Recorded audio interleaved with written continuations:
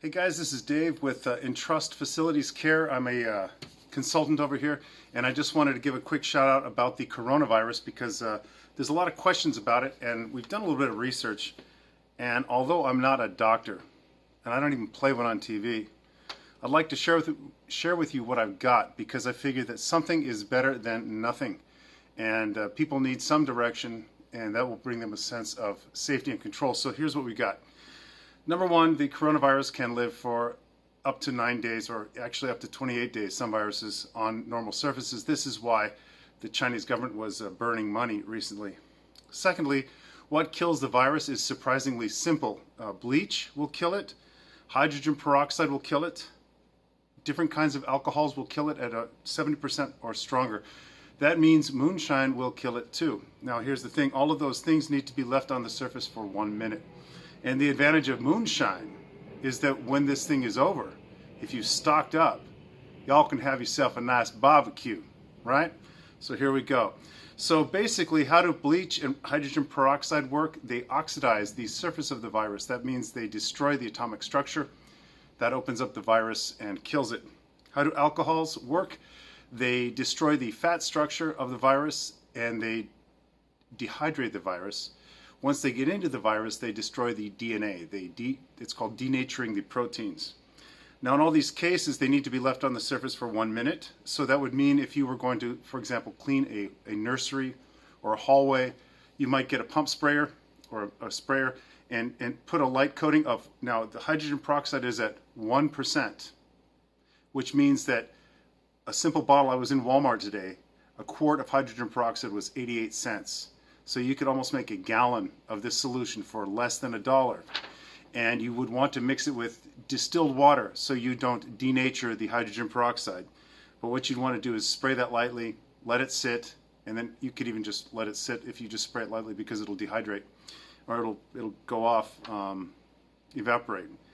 If you if you're thinking about the advantages and disadvantages of each, well, hydrogen peroxide is very well tolerated. It's very gentle. So I would personally, as an opinion, recommend that for areas where you're worried about pets, children, nurseries, that sort of thing. Alcohol, when it comes to alcohol, isopropyl alcohol is the best because it doesn't dehydrate your skin. So here's what I did is I went to Walmart and I got the cheapest wipes I could get, you know, the moistened wipes, and I just poured in a few tablespoons of 70% isopropyl alcohol, and I made myself hand sanitizers that I leave in my office and my truck. Let me see if I got one. Here's an example. I just got these at Walmart, the cheapest things on the shelf. I poured some isopropyl alcohol in, and there you go. So again, bleach, hydrogen peroxide, any kind of alcohol as long as it's over 70%. Management strategies. Number one, if you are a facilities manager or we're working in a school, if people are sick, the best thing is to get them to stay home. Now, a lot of our workers are worried about missing days because they don't want to miss the pay.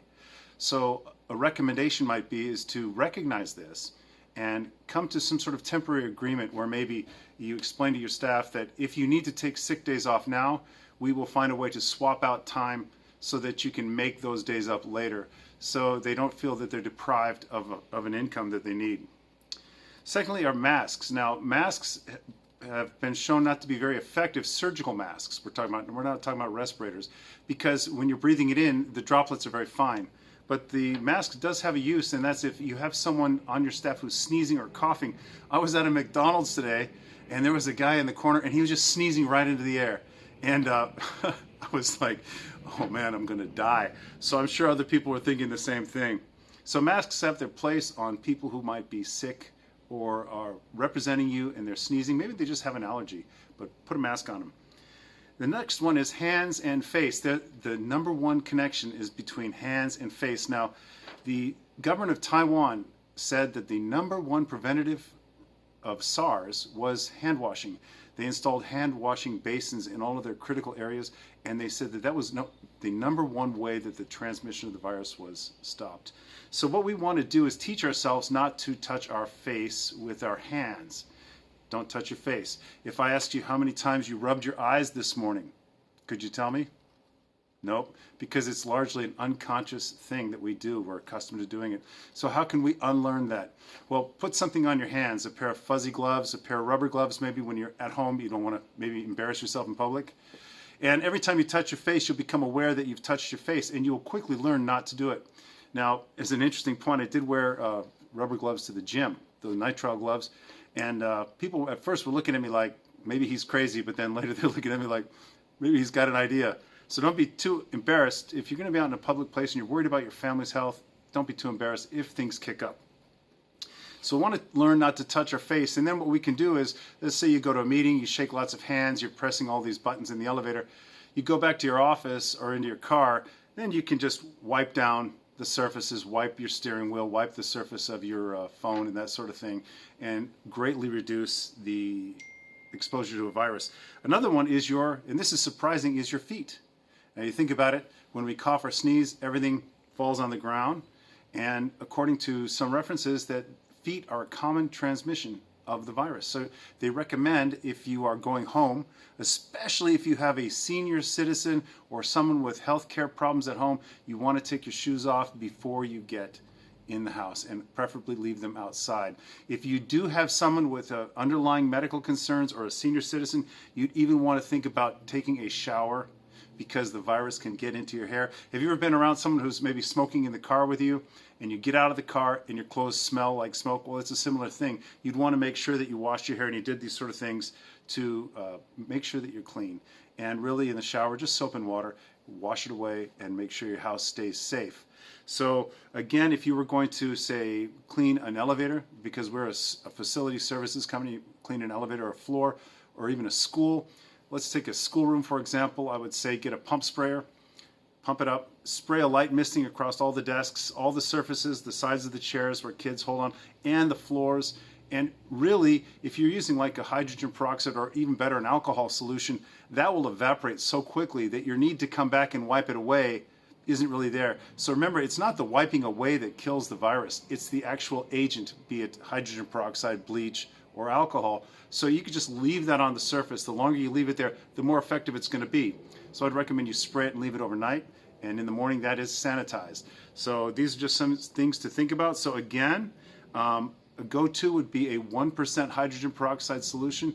And I'm going to leave the link to the article that I read on this email.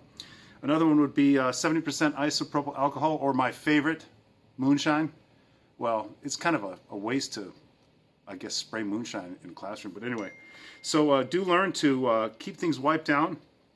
Learn not to touch your face. Learn to take, if you can, take your shoes off when you enter your home.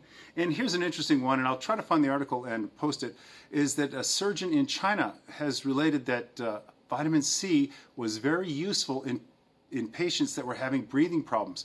He said that the virus was essentially, in layman's terms, burning the surface of the lungs, and that vitamin C, especially intravenous vitamin C in critical patients, helped to reduce the stress on the body. So we're talking about therapeutic doses of vitamin C of maybe 3 or 4 grams. If you're taking it orally, 3 or 4 grams, 3 or 4 times a day. We're talking about quite large doses, but there is hope, and there are things we can do. Now, of course, we live here in the United States where we have a very good infrastructure, so I think we'll be able to deal with it. But until then, those are some ideas for you. If you have any questions, give me a holler. If you don't want videos like this in the future, let me know. And anyway, if you feel like reaching out and asking questions, please do so, and I'll talk to you later. Bye-bye.